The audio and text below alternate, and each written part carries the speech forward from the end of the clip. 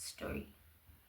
So I trace gotten my monthlies, so I had to do a checkup, which I later found out I was positive, meaning I was pregnant or rather heavy.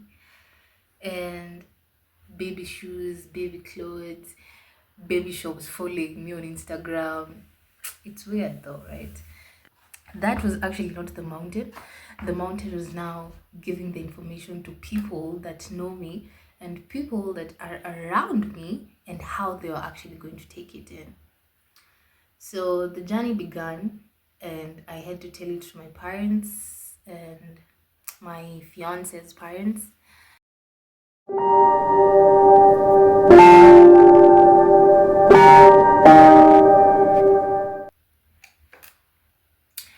My name is Beryl Baitsa Beryl Hope Engezia, and this is my story. Not just a story, but my birth story. So I trace it back to April 2023 when everything was just okay, everything was just going fine until I noticed I haven't gotten my monthlies. So I had to do a checkup, which I later found out I was positive, meaning I was pregnant or rather heavy. And it was a big shock because literally the whole of 2023 when it started, my stories were just about babies. Apparently, I used to see baby shoes, baby clothes, baby shops following me on Instagram. It's weird though, right? Then April, boom, I get pregnant. But that was actually not the mountain. The mountain was now giving the information to people that know me and people that are around me and how they are actually going to take it in. So the journey began, and I had to tell it to my parents and my fiance's parents, which they were okay, but a bit disappointed. Then later on, they became fully okay with it. But now the biggest mountain came in where I had to tell my friends because they were like, oh, they live in these societal norms of, ah, why are you pregnant? And you're still young. Why are you pregnant in your early 20s? Why are you pregnant and you're not even financially stable? Why are you pregnant? And, just a lot of things.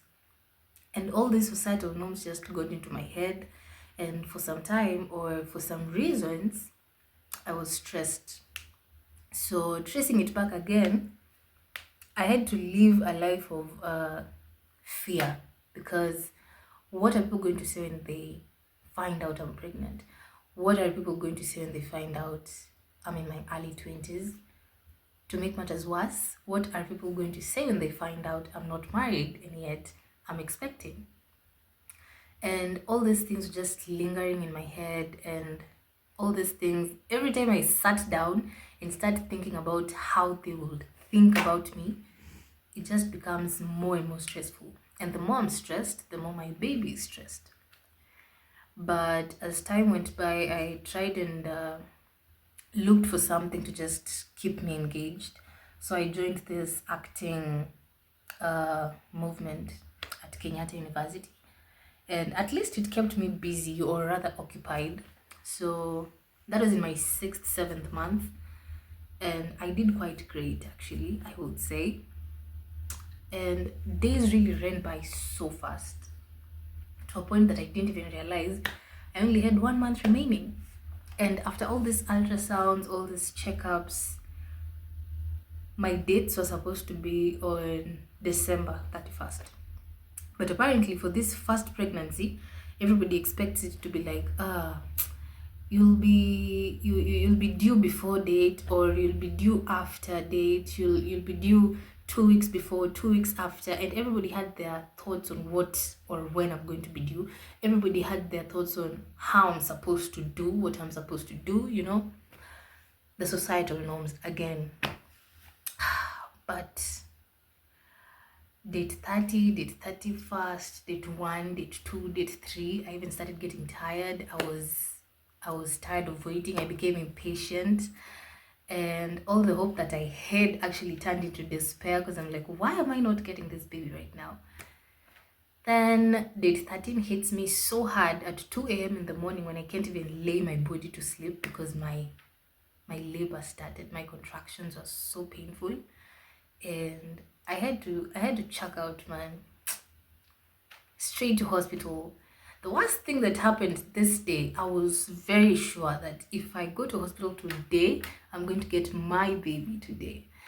Then apparently all the Ubers, all the cabs decide I am not coming to pick you, so you're going to have to fight for your life alone. I'm not well blessed to have a car, so I had to walk. Beryl waking up 2 a.m. Took my bag. It's on a rainy day, 13th January 2024. My guy is awake. My mom was present actually. So we had to walk 200 meters from where I live to the bus station. On arrival, they're just taxis there, and you know, taxis, when they actually know you're going to hospital, they don't want to carry you because anything can happen. You can either die inside there, you can either be a casualty, you can either be worse than they expect. And once they see you're in dire need of this thing, they hike the price. So when I expect to only use like 500 bob or something like 1,000 bob, it becomes more expensive than I thought. But I had no option because I couldn't walk further. Well, taking that walk was enough for me to say I was strong enough, and the journey had begun well. On arrival to the hospital that I had booked myself in, my pupils, there's no gate man, there are no doctors, there are no nurses. So it's just me, just walking around. And at this point, my mind is actually, okay, what am I going to do? Will I get my baby outside the hospital, like how I used to see people getting their kids outside? Will I get my baby inside a cab? Will I get my baby walking? Will I get my baby on a rainy season outside with only my fiance and my mom present? It was very tough. Questions were a lot in my head. I was dizzy. I was nauseous. I don't know. It was just stressful at that moment. Then my mom suggested we were supposed to go to a certain hospital that she was told about. No mentioning names. So we went, and my checkup gave me 6 centimeters dilation. So I had to be admitted. And after this admission, I was so sure. It was now that's like 5 a.m. in the morning. And apparently I thought, because it's 5 a.m., I still have like some hours to get my baby. But on arrival to this hospital, after admission, my mom is gone, my fiance is gone. Now it's just me and my pains and my baby. The pains go, the pains disappear. The pains just decide, I am not going to pain you anymore. Now this is where I start thinking about my life, because how are my pains going away? How am I not feeling pain? 6 centimeters dilation and I have no pain. Okay, so this literally means it's either I am having a stillbirth or this is something, you know. So I had to run. I had to run up and down the stairs to increase the pain, to see if the pain is going to come back, and it wasn't coming at all.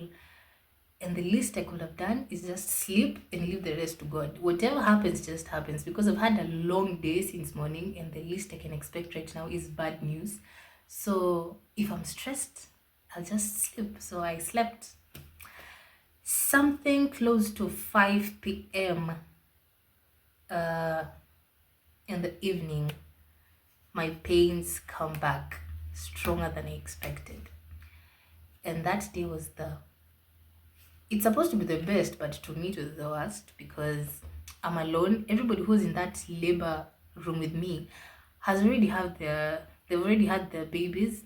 They're in the ward, so I'm alone. The night nurse apparently doesn't want to stay in the labor ward because of the screams, so she leaves.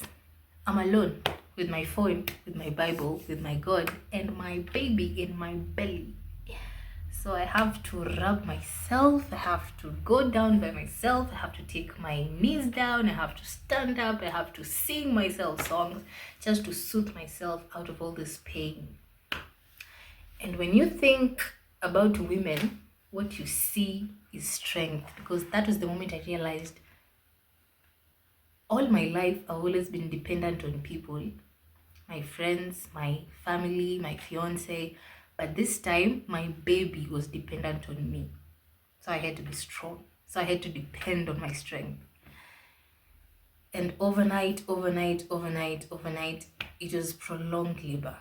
Because when I went to check the last time, I was now 9 centimeters, but the doctor still says, you can't give birth on your 9 centimeters. You're going to tear. So I have to wait until I'm 10 centimeters dilated for me to be in the delivery room. Then this other doctor comes and say, if she stays for long, it's going to be prolonged labor. So why don't we just take her to the delivery room and get done with all this thing? So that's like the next day, 10 a.m. in the morning. I'm in the delivery room. My guy has already reached. He's there, but they say you're not going to enter into the delivery room because it's not okay. It's not good. It's not fine for men to be in the delivery ward. And I'm like, why? I mean, I need his strength. I need his presence. So why am I not supposed to be with him inside there? But then you can't argue with doctors because they can do anything to you. So I decide, okay, fine, I'm going to be quiet. And I'm in the delivery room. And it's now 1, 2, 3, push, 1, 2, 3, let's go, 1, 2, 3, this. Then this nurse out of nowhere, considering I had an ultrasound done before my delivery, comes and says, I don't think she can do it normally because her baby had a cord around the neck. She's just supposed to be in the theater. She's supposed to be admitted for the CS. And that time I was strong. But then when I heard about CS, I was the weakest person.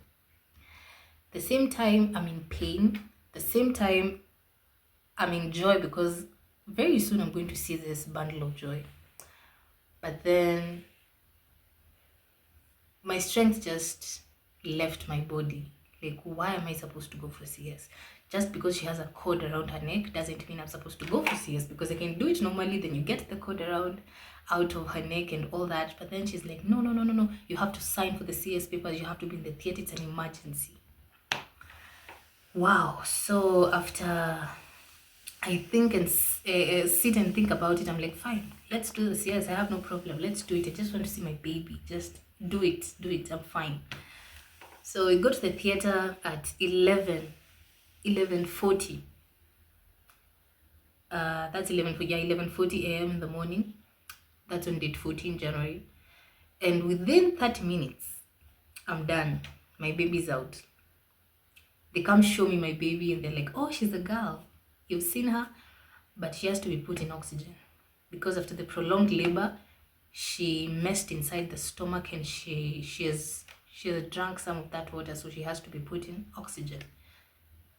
And I'm like, wow. So I received my baby today, date 14.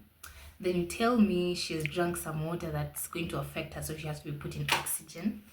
So what next after the oxygen? Because literally a newborn baby inside an oxygen again, that calls for something bad.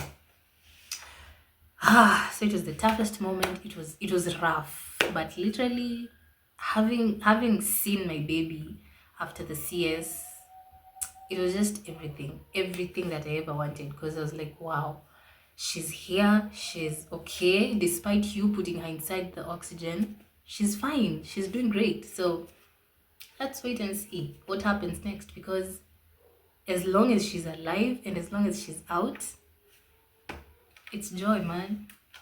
So let's wait and see what happens next.